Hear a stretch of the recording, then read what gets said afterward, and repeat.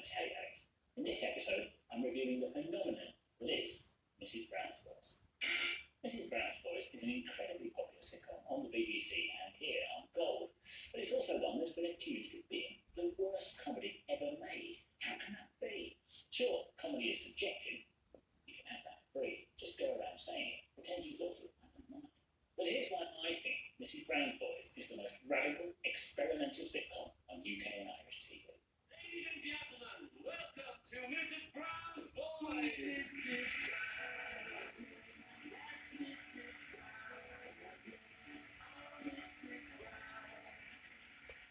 What's up with you, Grandad? Haven't slept for 3 days.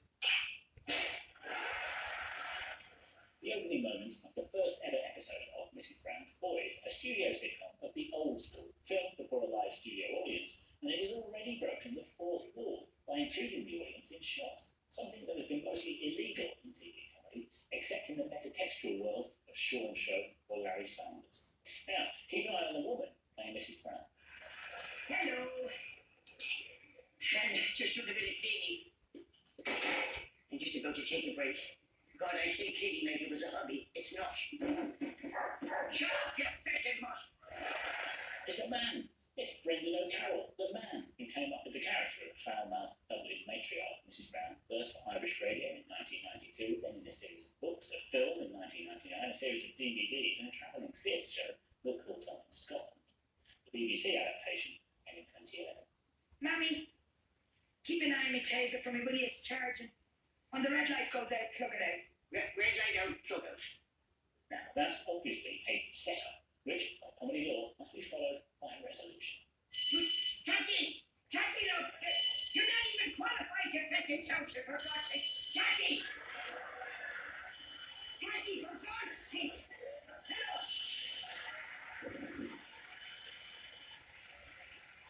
I like the way the smoke subtly plumes from behind the sofa. Even the gag that caused it is straight out of vaudeville, and should, if you believe some people, have no place in the modern comedy pantheon. But Mrs. Brown's Boys is vaudeville, and it makes us laugh. The cast are even made up of members of O'Carroll's actual family, like acrobats and jugglers used to be in the 1880s. His wife, his daughter, for instance. Everything in this kitchen has always worked, except your father. Maybe you could do it a lick of paint. This needs more than a lick of paint, Mammy. You need to give it a facelift. This kitchen was built to last.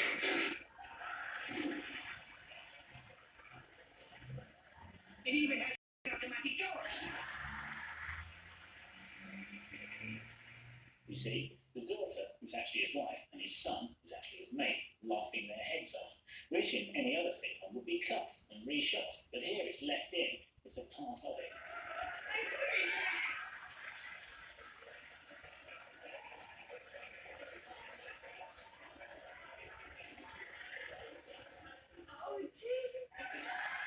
It's both old-fashioned, to the point of right or fast, and yet bang up to date, with storylines about same-sex marriage, erectile dysfunction, medical marijuana, bullying, and iPhones. It's silly enough for the whole family to enjoy together, and yet it's so filthy you have to cover the parrot's cage. You married well. I did. She did. You should see the of her jacket. You used to go skinny dipping on Top Island Beach. The old lie there, Jack would come walking along the beach, driving a big groove in the sound. In terms of Irish stereotyping, some say it's set the clock back, that the younger characters reflect modern Ireland, and if the older ones feel like museum pieces, well, what country doesn't have those? I think a lot of people have a problem with Mrs. Brown because it's a bloke dressed up as a woman.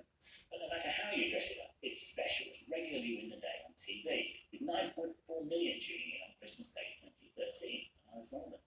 It's one of Gold's highest rated shows, and it was voted the best sitcom of the 21st century by the Radio Times.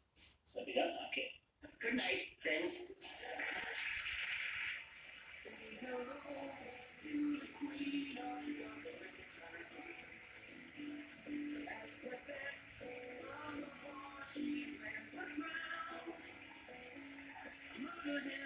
Look